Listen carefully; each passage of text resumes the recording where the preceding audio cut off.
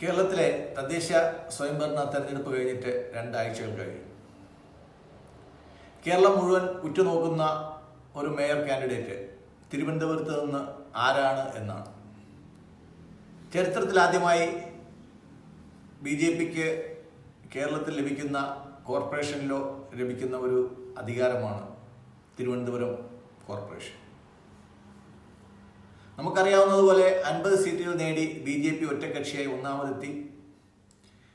ബാക്കി 2 മുന്നണികൾക്കും 48 സീറ്റും കിട്ടി. 2 സീറ്റുകൾ സ്വതന്ത്രർക്കും കിട്ടി. കഴിഞ്ഞ 2 ആഴ്ചയായി തിരുവനന്തപുരത്ത് നടന്നു വരുന്നത് ഈ 2 സ്വതന്ത്രന്മാരിൽ ആരെങ്കിലും ഒരാളെങ്കിലും കൈപ്പിടിയിലാക്കാനുള്ള BJPയുടെ കഠിനമായ ശ്രമങ്ങളാണ്. ഇതിനിടയ്ക്ക് പല പ്രാവശ്യം ശ്രീ രാജീവ് ചന്ദ്രശേഖർ ഡൽഹിക്ക് പോയി തിരിച്ചു വന്നു, വീണ്ടും പോയി തിരിച്ചു വന്നു. ഈ 2 സ്വതന്ത്രന്മാരുമായിട്ട് ചർച്ച നടത്തി. കോൺഗ്രസിൽ നിന്ന് ആരെങ്കിലും വിട്ടുവരാൻ സാധ്യതയുണ്ടെങ്കിൽ ആ ശ്രമവും BJP ഉപേക്ഷിച്ചില്ല.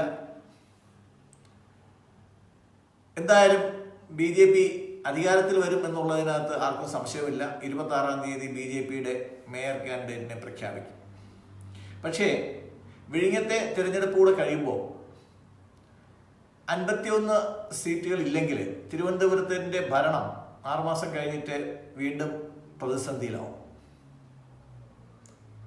എന്തായാലും ഈ മേയറെ വെച്ച് ഇടതുപക്ഷത്തിനും വലതുപക്ഷത്തിനും അടുത്ത നിയമസഭാ തെരഞ്ഞെടുപ്പിനെ നേരിടേണ്ടി വരും എന്നുള്ള കാര്യത്തിൽ സംശയമൊന്നുമില്ല.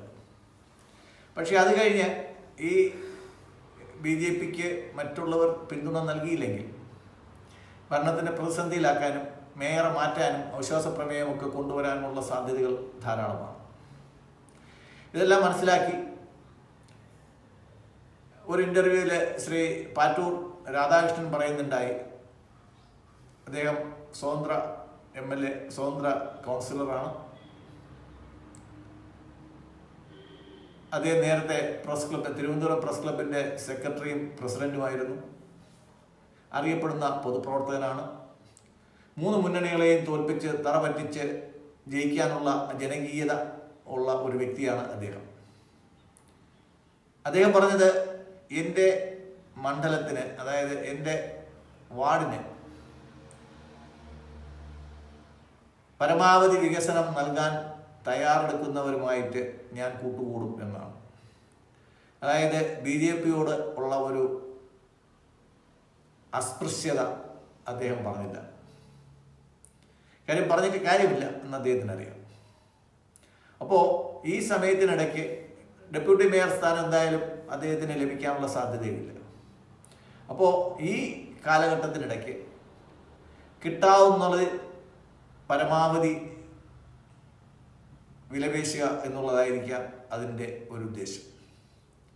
അതിൽ അവസാനത്തെ 1 വർഷം മേയർഷിപ്പും കൂടെ ചോദിക്കുന്നുണ്ട്. അല്ലെങ്കിൽ ഇടയ്ക്ക് 1 വർഷം മേയറാകണം എന്നുള്ള ഒരു ഡിമാൻഡും കൂടെ അദ്ദേഹം വച്ചതായിട്ടാണ് സംസാരം.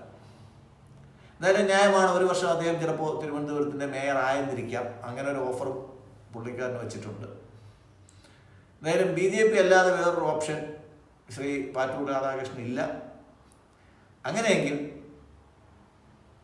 BJPക്ക് പിന്തുണ പ്രഖ്യാപിച്ചില്ലെങ്കിൽ BJP 2ാമത്തെ സ്വതന്ത്രനെ ചാക്കിലാക്കേണ്ട ഒരവസരം വരും. ആ സമയത്ത് ശ്രീ പാറ്റൂർ രാധാകൃഷ്ണന് വിലപേശാനുള്ള ഒരു സാഹചര്യം ഉണ്ടാവില്ല. BJPക്ക് അക്സെപ്റ്റബിളായിട്ടുള്ള, ജനകീയനായിട്ടുള്ള, ജനപിന്തുണയുള്ള ഒരു നേതാവ് എന്നുള്ള നിലയ്ക്ക്, ഒരു പൊതുപ്രവർത്തകൻ എന്നുള്ള നിലയ്ക്ക് അദ്ദേഹത്തിൻ്റെ പരിചയവും അദ്ദേഹത്തിൻ്റെ ബന്ധങ്ങളും അദ്ദേഹത്തിൻ്റെ പ്രവൃത്തികളും ക്യാഷ് ചെയ്യാൻ വേണ്ടി BJP ശ്രമിക്കും എന്നുള്ള കാര്യത്തിൽ സംശയമൊന്നുമില്ല. ഇന്നലെ രാത്രി അറിഞ്ഞ വിവരം അനുസരിച്ചിട്ട് അദ്ദേഹം BJPയോട് കൂടി സഹകരിച്ചു. അതിൻ്റെ ടേംസ് ആൻഡ് കണ്ടീഷൻസ് എല്ലാം പറഞ്ഞു. അത് ശ്രീ രാജീവ് ചന്ദ്രശേഖർ നേരിട്ട് അദ്ദേഹവുമായിട്ട് ചർച്ച നടത്തി കാര്യങ്ങൾ തീരുമാനമാക്കി എന്നാണ് അറിയുന്നത്. എന്തായാലും നമുക്ക് അടുത്ത 1 ദിവസത്തേക്ക് കൂടി, നാളെ ആകുമ്പോഴത്തേക്ക് ചെയർമാനെ തിരഞ്ഞെടുക്കുന്ന ഒരു തീയതി വരും. തീർച്ചയായും ശ്രീ രാധാകൃഷ്ണൻ്റെ പിന്തുണയോടുകൂടി തിരുവനന്തപുരത്തിൻ്റെ മേയർ നാളെ തിരഞ്ഞെടുക്കപ്പെടുമെന്ന് നമുക്ക് പ്രതീക്ഷിക്കാം. എന്തായാലും BJPക്ക് ഒരു വളരെ സമഗ്രമായ ഒരു വികസനത്തിൻ്റെ ഒരു അജണ്ടയാണ് തിരുവനന്തപുരം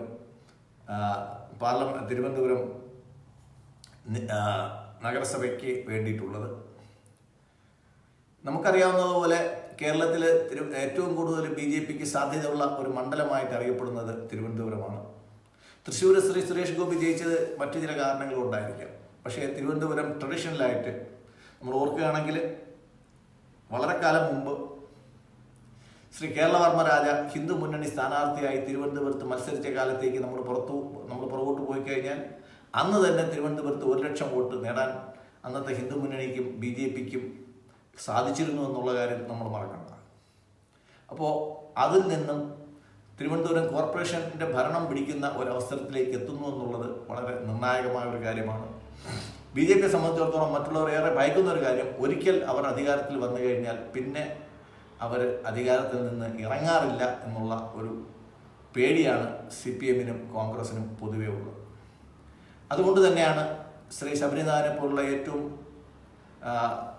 വിലപിടിപ്പുള്ള ഒരു യുവ നേതാവിനെ കുരുതി കൊടുത്ത് കോൺഗ്രസ് ഇത്തവണ മേയർ ഇലക്ഷനെ കൊണ്ട് നിർത്തിയത്.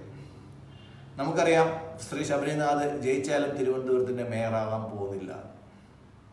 പക്ഷേ ഈ ഒരു അവസരത്തിൽ അദ്ദേഹത്തിന് അടുത്ത നിയമസഭാ ഇലക്ഷൻ വരുമ്പോൾ ജയിക്കുകയാണെങ്കിൽ രാജിവെക്കേണ്ടി വരും. അങ്ങനെയാണെങ്കിൽ ഒരു സീറ്റ് വീണ്ടും കുറയുന്ന ഒരു അവസരത്തിലോട്ട് പോകും. അത് BJPയുമായിട്ടുള്ള ആ സീറ്റ് വീണ്ടും BJPക്ക് പോകുമെന്നുള്ള കാര്യത്തിൽ സംശയമൊന്നുമില്ല. അങ്ങനെ വരുമ്പോൾ ശ്രീ ശബരിനാഥിൻ്റെ ഭാവി കുരുതി കൊടുത്തിട്ടാണെങ്കിലും തിരുവനന്തപുരത്ത് BJPയെ കൊണ്ടുവരരുത് എന്നുള്ള ഒരു നിർബന്ധ ബുദ്ധി കോൺഗ്രസിനുണ്ടായിരുന്നു.